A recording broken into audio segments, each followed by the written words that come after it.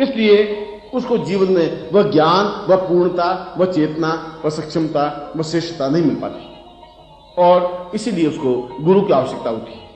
और जब गुरु नहीं मिल पाता है तब भी उसका जीवन अधूरा, अपूर्ण रह जाता है और जन्म लेने के बाद मृत्यु तक पहुंच जाता है। अभी मैंने दो कमियों की ओर ध्यान आकर्षित किया। एक कमी तो यह कि मानव जीवन अत्यधिक व्यस्त होने की वजह से उतना सारभूत तथ्य ग्रहण नहीं कर पाता, इतना समय नहीं निकाल पाता कि वह अपने जीवन को उस पूर्णता तक पहुंचा सके, एक शून्य को पूर्ण बना सके, एक बूंद को समुद्र बना सके। उसके लिए समय नहीं है और अगर समय है तो सैकड़ों प्रकार की बाधाएं हैं। ये बाधा पत्नी की है, पुत्र की है, माँ बाप की है, परिवार की है, समाज की है, क्योंकि समाज नहीं चाहता कि एक व्यक्ति उन कौओं के बीच में से निकल करके कोई हंस बन जाए। समाज नहीं चाहता कि कोई व्यक्ति ज्यादा सक्षम और ज्यादा समर्थ बन जाए। समाज तो ये चाहता है कि जैसा हम हैं, जैसे हम हैं, उसी प्रकार से ये भी बना रहे। अगर हम मूड हैं तो ये भी मूड बना रहे और इसके लिए वह सैकड़ों प्रकार के बंधन उसकी पांवों में, उसके हाथों में जकड़ देता है और मनुष्य चाहते हुए भी ऐसा नहीं कर पाता। मनुष्य चाहते हुए भी उतनी सक्षमता नहीं प्राप्त कर पाता। मनुष्य चाहते हुए भी उतना समय नहीं दे पाता। और दूसरी बाधा उसके जीवन की है कि जीवन लेना, जीवन को बड़ा करना, आयु प्राप्त करना और जिंदगी में आगे बढ़ना तो उसके हाथ में है, मगर समर्थ और सक्षम गुरु मिल जाए यह अनिवार्य नहीं है, यह आवश्यक नहीं है। भिक्षुक मिल सकते हैं, साधारण गुरु मिल सकते हैं, पाखंडी और ढोंगी तो मिल सकते हैं, मगर जो अपने आप में पूर्ण समर्थ गुरु हो वह मिल ही जाए यह आवश्यक नहीं है। ऐसा तो सौभाग्य से ही प्राप्त हो सकता है। ऐसा तो सौभाग्य हो गुरु मिले, और उससे भी बड़ा सौभाग्य हो कि हम गुरु मिले और पहचान लें, और उससे भी श्रेष्ठतम सौभाग्य ये होता है कि पहचान लें और उनके चरणों में अपने आप को समर्पित कर दें। अगर ऐसा नहीं होता तो गुरु मिलना नहीं मिलना बराबर हो जाएगा। अगर ऐसा नहीं होता तो गुरु मिला और हम उसके पास में से निकल गए, सुगंध का झोंका आया और हम उसमें रच पच नहीं सके, पास में से आगे बढ़ गए। वसंत ऋतु आई और हम उस वसंत ऋतु को अनुभव ही नहीं कर सके। फूल खिला और हम उसका आनंद नहीं ले सके। कोयल ने कूक भरी और हम उसकी आवाज को अपने शरीर में आत्मसात नहीं कर सके। कोयल तो अपनी जगह कूक भरेगी, मोर तो अपनी जगह नाचेगा ही, मेघ तो अपनी जगह गर्जन करेगा ही, मगर आप उसको अनुभव कर सके या नहीं कर सके यह आपके भाग्य पर निर्भर है, यह आपके सौभाग्य पर निर्भर है। गुरु तो जीवन में मिलते ही हैं, मगर यह आपके सौभाग्य पर निर्भर है कि समर्थ और सक्षम गुरु मिले। यह आपके सौभाग्य पर निर्भर है कि आप उस गुरु को पहचान सकें, क्योंकि हमारे जीवन की विडंबना यही है कि समर्थ और सक्षम गुरु होते हुए भी हम अत्यंत सामान्य स्थिति में खड़े रह जाते हैं। हम उनको पहचान नहीं पाते, हम उसे सामान्य आदमी समझ लेते हैं। हम केवल हाथ जोड़ने और पांव को छूने की क्रिया तक ही गुरु को पूर्णता प्राप्त करने की क्रिया मान लेते हैं। हम छोटा सा फल और छोटी सी दक्षिणा भेंट करके अपने आप को पूर्णता होने का दावा कर लेते हैं और शिष्य बनने का दावा कर लेते हैं। यह शिष्यता नहीं है, यह जीवन की पूर्णता भी नहीं है, यह जीवन का रास्ता नहीं है। जीवन का रास्ता तो यह है कि हम अगर ऐसे समर्थ सक्षम गुरु मिले तो उनके चरणों में बैठे, बिना किसी स्वार्थ के, बिना किसी छल के, बिना किसी कपट के, बिना किसी और चिंतन के, अपने आप को थॉटलेस माइंड, विचार शून्य बना करके अपने आप को समर्पित कर दें। त्वदीयम वस्तु गोविंद तुभ्यमेवं समर्पयेत्। ये तुम्हारी वस्तु है, शरीर तुम्हारा है, मेरा मन, प्राण, मेरा चिंतन, मेरी धारणा, सब कुछ तुम्हारा है और मैं आपको सौंप रहा हूं। आप जो कुछ चाहे वैसा करें। और गुरु तो चाहता ही यही है कि वह एक शून्य से पूर्णता प्राप्त करे। गुरु तो केवल इतना ही तो करना चाहता है कि वह बूंद से समुद्र बन जाए। गुरु तो यह चाहता है कि इस पृथ्वी पर खड़ा रहकर के वह सूर्य बन सके, आफताब बन सके, अपनी रोशनी बिखेर सके, हजारों हजारों लोगों को प्रकाश दे सके, करोड़ों लोगों का कल्याण कर सके, जीवन में पूर्णता प्राप्त कर सके। और गुरु चाहता है कि अपने सदृश अपने शिष्य को बना सके। गुरु का सारा चिंतन, सारा ध्यान इसी तथ्य पर आधारित होता है। मगर उसके लिए पात्र सही होना चाहिए। अपात्र को ज्ञान वह नहीं दे सकता, अपात्र उसको धारण भी नहीं कर सकेगा। इसलिए पात्रता की पहचान गुरु ठोक बजा के करता है। गुरु पहले निश्चित कर लेता है कि यह शिष्य समर्थ है, सक्षम है या नहीं। और वो सैकड़ों प्रकार से उसकी परीक्षा ले सकता है, लेने का हक है, लेने का अधिकार है उसको। ऐसा नहीं हो जाए कि आज हम परीक्षा नहीं लें, कल वो अपात्र निकल जाए। ऐसा नहीं हो कि आज हम सही ढंग से पहचान नहीं सकें और कल वो पथभ्रष्ट बन जाए। ऐसा नहीं हो कि कल वो एक सामान्य व्यक्ति बनकर के रह जाए। इसलिए उसको बार बार उसको प्रताड़ना देनी जरूरी है। ये हमें मालूम है कि ये मिट्टी में मिला हुआ सोना है, यह भी हम समझते हैं ये सोना ही है, फिर भी उसको आभूषण बनाने के लिए बार बार तपाना ही पड़ेगा, बार बार उसको पीटना ही पड़ेगा, बार बार हथौड़ी की चोट उसको देनी ही पड़ेगी। ये सब कुछ जानते हुए कि यह सोना है, फिर भी उसको पूर्ण चमकदार धातु बनाने के लिए उस पर प्रहार करने पड़ेंगे, उसको तपाना पड़ेगा, आग में झोंकना पड़ेगा। तब वह जाकर के देवताओं का मुकुट बनता है, तब वह जाकर के सुंदरियों के गले का हार बनता है, तब वह जाकर के एक श्रेष्ठतम धातु बन जाता है। और गुरु भी ठीक इसी प्रकार से अपने शिष्य को फटकारता है, डांटता है, रपटता है, उसकी परीक्षा लेता है, उसको कष्ट देता है, उसको बाधाएं, परेशानी, अड़चने देता है और ये देखता है कि वास्तव में ही यह सही धातु है या नहीं, वास्तव में ये देवताओं को मुकुट बनने की क्रिया जानता है कि नहीं, वास्तव में यह पूर्णता प्राप्त कर सकता है या नहीं। ऐसा तो नहीं हो कि यह बीच में लड़खड़ा जाए, ऐसा तो नहीं हो कि यह बीच में हतोत्साहित हो जाए, ऐसा तो नहीं हो कि बीच में अपनी पगडंडी बदल दे। इसलिए उसकी परीक्षा लेनी गुरु का कर्तव्य, गुरु का धर्म, गुरु का मर्म, गुरु का चिंतन है और गुरु को ऐसा करना ही चाहिए। अपात्र को दान देने से हजारों शिष्यों का नुकसान हो जाता है और यदि पूरे जीवन में एक भी सही समर्थ शिष्य मिल जाए, उसको ज्ञान दे दे, चेतना दे दे, तो वह हजारों लोगों का कल्याण कर सकता है। परंतु आवश्यकता इस बात की है कि क्या हम यह चेतना जो जन्म लेने के बाद दी जाती है गर्भ में दे सकते हैं? क्या इस वर्तमान विश्व में यह क्रिया जीवित है? हमने पुराणों में तो सुना है, हमने वेदों में इस बात को अनुभव किया है कि गर्भ स्थित बालक को ज्यादा चेतना दी जा सकती है, उसको जैसा ज्ञान देना चाहे दिया जा सकता है, उसको पूर्ण पंडित योगी बनाया जा सकता है। परंतु क्या समय के साथ साथ वह ज्ञान लुप्त तो नहीं हो गया? समय के साथ साथ वह क्रिया समाप्त तो नहीं हो गई? समय के साथ साथ वह सब जो शास्त्र था वह अपने आप में शून्य तो नहीं बन गया? ज्ञान कभी समाप्त नहीं होता, अनुभव कभी भी समाप्त नहीं होते।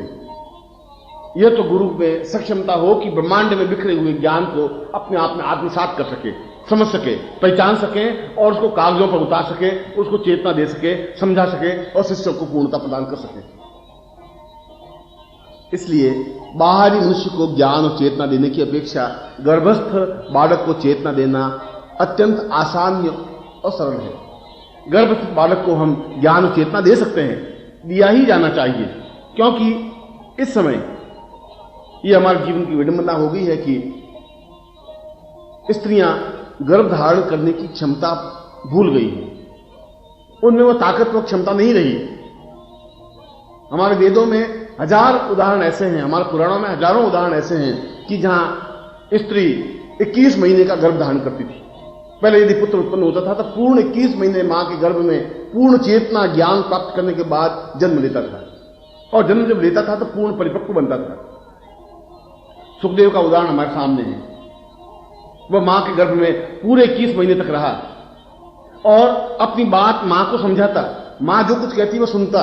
वह कहता कि क्या मैं पूर्ण परिपक्व, पूर्ण ज्ञानवान बन गया हूं? और जब उसके पिता वेद व्यास ने कहा कि तुम पूर्ण सक्षम हो, मैंने जो कुछ तुम्हें ज्ञान देना चाहा वह तुम्हें दिया है, तब वह बाहर आया और जन्म लेने के बाद तुरंत जंगल की ओर रवाना हो गया, पूर्ण ज्ञान और चेतना के साथ, पूर्णता के साथ। यह ज्ञान जो उसने बाहर आने के बाद 1000 वर्षों में भी नहीं प्राप्त कर सका, वह गर्भ में 21 महीनों में प्राप्त कर लिया। इसलिए मैं कह रहा हूं कि यह तो हमारे जीवन की विडंबना है कि ऐसी माताएं नहीं रही जो 21 महीने का गर्भ धारण कर सके।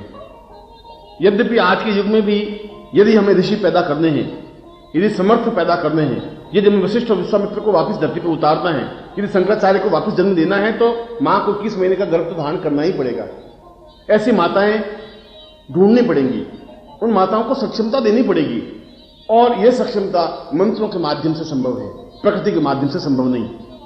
इसलिए आज यदि शास्त्रों में कहा गया कि 21 महीने का बालक ही पूर्ण बालक होता है, इसका तात्पर्य यह हुआ कि 9 महीने में जो बालक पैदा होता है वह अधूरा है, वह पूर्ण है। वह भ्रूण है।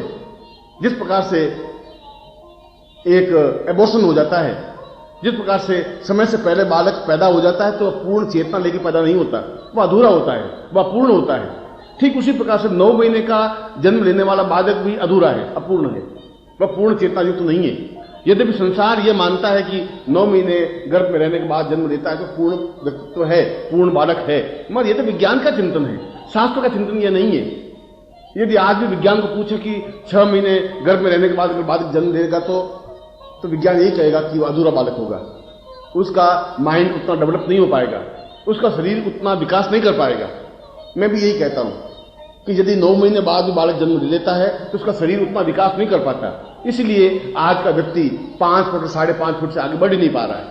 अगर हमारे आर्यों को देखें तो हम 8 फीट के आर्य थे, 8.5 फीट के, एक लंबा तगड़ा शरीर, पूर्ण पौरुष, पूर्ण व्यक्तित्व। चाहे हम राम को देखें, चाहे कृष्ण को देखें, चाहे हम ऋषियों को देखें, चाहे वशिष्ठ और विश्वामित्र को देखें, किसी का भी ऊंचाई, किसी की भी ऊंचाई कट 8 फीट 8.5 फीट से नीचे नहीं था। यह अपने आप में पूर्णता का पराकाष्ठा थी, एक आनंद था, एक श्रेष्ठता थी। और धीरे धीरे व्यक्ति की हाइट 6 फीट रही, 5.5 फीट रही और 5 फीट के आसपास घूमने लगी। और यदि हम स्त्रियों की कद को देखें तो वे तो 4.5-5 फीट से आगे बढ़ ही नहीं पा रहे। यह उनके जीवन की न्यूनता है, इसलिए कि उनका शारीरिक विकास पूरा नहीं हो रहा है। यह शारीरिक न्यूनता की एक चिंतन है। यह इस बात का द्योतक है कि 9 महीने का गर्भ लेने वाला बालक, जन्म लेने वाला बालक भी अपने आप में शारीरिक दृष्टि से पूर्ण नहीं है, और शारीरिक दृष्टि से पूर्ण नहीं है तो बुद्धि की दृष्टि से भी पूर्ण नहीं है, क्योंकि शरीर के साथ साथ बुद्धि में परिपक्वता आएगी। इसलिए 9 महीने का जन्म लेने वाला बालक एक प्रकार से देखा जाए तो एबॉर्शन बालक है, अधूरा बालक है, अपूर्ण बालक है। उसमें वह तथ्य, वो ज्ञान और चेतना प्राप्त नहीं हो सकती। मगर इसकी विडंबना यह है कि वह मां स्वयं 9 महीने से ज्यादा गर्भ को धारण कर ही नहीं पाती। उसके जीवन की चिंतन, उसके जीवन की धारण करने की शक्ति समाप्त हो गई है, और यह धारण करने की शक्ति मंत्रों के माध्यम से ही प्राप्त हो सकती है। He cannot himself acquire the knowledge of spiritualism and totality in his life, and hence he needs a guru who could guide him. But when he does not meet such a guru, his life remains incomplete and useless. Thus, these two deficiencies keep a human ensnared in the social circle. The first, that is, being over busy, he is not able to devote enough time to instill totality into his life. All his time, all his life is spent in overcoming problems related to his wife, son, parents, family, and the society. The social circle keeps a person trapped in such worries. The society, in fact, does not wish to see any person rising high and becoming fully capable. It does not wish any person to leave its colony of crows and become a Hans. It wants us to remain as we are, fools who remain bloated with false pride. It traps us in thousands of shackles, thus preventing us to escape. And hence, a human, even though he does wish so, is not able to liberate himself, is not able to devote more time, and is not able to achieve totality in life. The second deficiency is that his sphere of action is limited. Eating, working, sleeping is in his hands, but it is not necessary that he shall surely obtain a guru. He may meet frauds and fake sadhus, but it is not at all essential that he shall surely meet a capable guru. Such a guru is obtained only by the fortunate. You shall be really fortunate if you meet a guru, and more so if you recognize him. But the greatest fortune of your life shall be when you devote yourself fully in his feet. If you are not able to do so, then it does not make much of a difference whether you meet such a guru or not.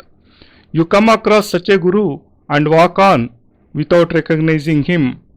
A fragrant breeze blows into your life, but you fail to enjoy it. Spring comes, but you feel no difference. A flower blooms into full magnificence, but you fail to appreciate its beauty. A cuckoo sings out in its melodious voice, but fails to strike at the vibrant chords of your heart. This is nothing but your own shortcoming. The cuckoo shall sing, the peacock shall dance, the clouds shall thunder, but whether you feel anything or not depends on your own capabilities. One comes across several gurus in life, but meeting and recognizing a complete guru depends on how fortunate you are. This is but an irony of life that even though such a guru is present amidst us, we fail to recognize him, thinking he is just an ordinary human being. We think that just by touching his feet and bowing down before him, we can obtain him as a guru. We think that by offering some gifts and some money, we can attain totality in life. This in itself is not the way of a disciple. This is not the path to totality. This is not the correct approach to life. Rather, sitting selflessly in the feet of a competent guru and offering everything, even one's thoughts, in his feet is the right path of life. The only thought which should pervade your mind must be Twadeeyam Vastu Tubyamevam Samarpayeth. That is, my body, my soul, my thoughts, my whole life belongs only to you, and I am offering them in your feet. You may do whatever you like, and this is what a guru wishes for. That is, to instill into the disciple's life totality and divine spiritual knowledge. After he has emptied out all his feelings and thoughts from his heart and soul, a guru wants his disciple to become an ocean from a mere drop. He wants the disciple to shine brighter than the sun, so that he can then spread divine enlightenment amongst thousands of other people, thus instilling totality into their lives. The guru wants to raise the disciple to his own level. The thoughts of a guru are always concentrated in achieving this very objective, but for this the disciple must be worthy and deserving. An unworthy disciple cannot fully imbibe the essence of divine knowledge. Hence, the guru tests the worth of a disciple very carefully. The guru first ascertains whether a disciple is competent or not by subjecting him to hundreds of tests, and he does have the right to do so.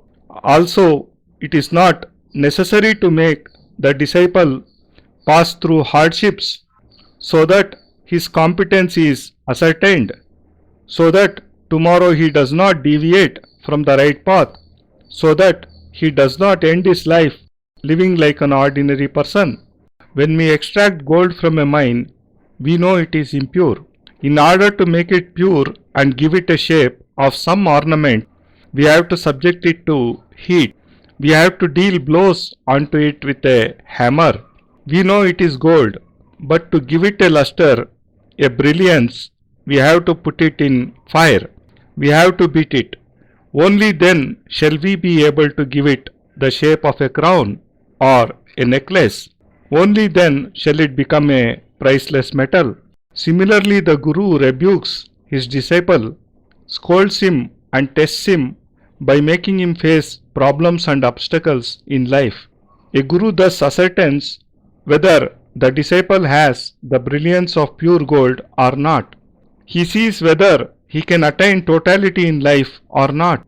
He makes sure that the disciple shall not stumble or deviate from the right path. It is the duty of the guru to test the mettle of his disciple, and he should surely do so, because thousands of other disciples have to suffer if knowledge is imparted to an incompetent disciple. If the guru obtains even one competent disciple, then this single disciple is capable of working for the welfare of millions of human beings with the help of the divine knowledge imparted to him by the Guru. But here it is necessary to know whether this knowledge should be instilled after birth or before. Can such divinity be instilled into a fetus? Is this practice still alive today? We have heard and read in the Puranas and the Vedas that a child in the womb can be imparted with knowledge, and thus a mother can give birth to a great yogi or a scholar. But is the knowledge of this practice still present, or has it been lost in the oblivions of time? True knowledge never dies out. It remains ever present in the realms of the universe in the form of subtle vibrations.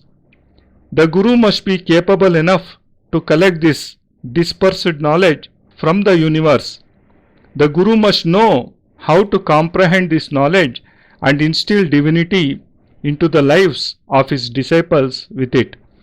It is easier to instill knowledge in a fetus than into a human, and we surely can impart knowledge to a child still in the mother's womb.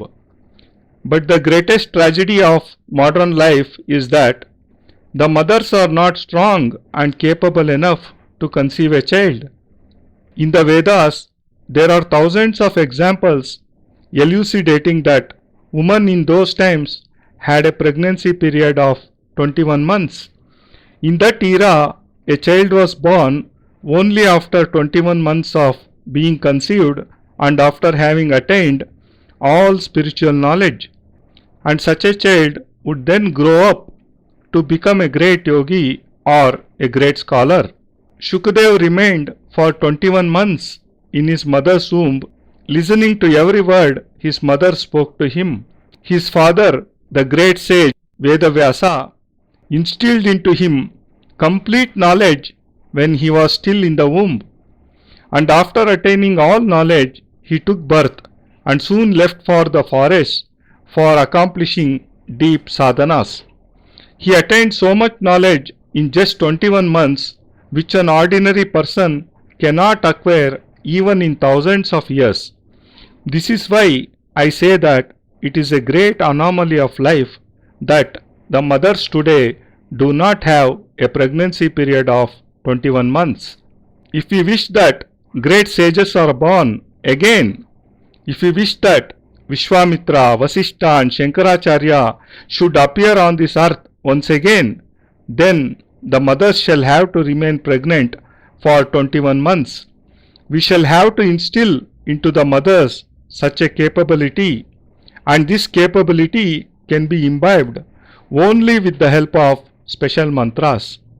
It is said in the Shastras that only a child delivered after 21 months is fully developed.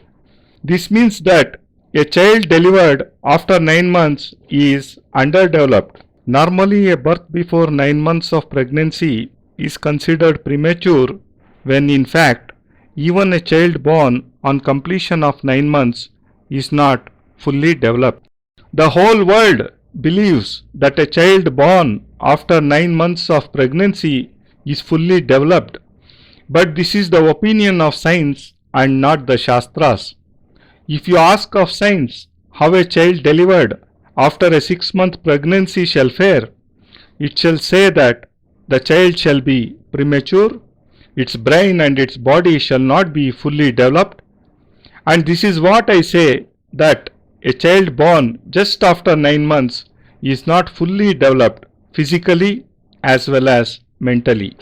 This is the reason why the average height of a human being has been reduced to just 5.5 feet. The average Aryan used to be 8 feet tall with a good physique and an imposing personality. In those times, all Lord Rama, Krishna, the sages had a height of over 8 feet. That was the limit of physical fitness, the totality in life. As time passed, the average height went on decreasing from 8 feet to 7, then 6, and now it is only 5.5 feet. The average height of a woman too has gone down to merely 5 feet. This in itself is a physical shortcoming, and it proves that their bodies are not fully developed. This proves that a child born after 9 months is not physically well developed, and when he is physically underdeveloped, then he cannot be mentally developed too, because mind grows with the body. Thus, such a child does not have the physical and mental capabilities of a fully developed child. The bitter truth is that the women do not have the strength to bear a child for more than 9 months. They have lost their strength, and it can be regained only with the help of special mantras.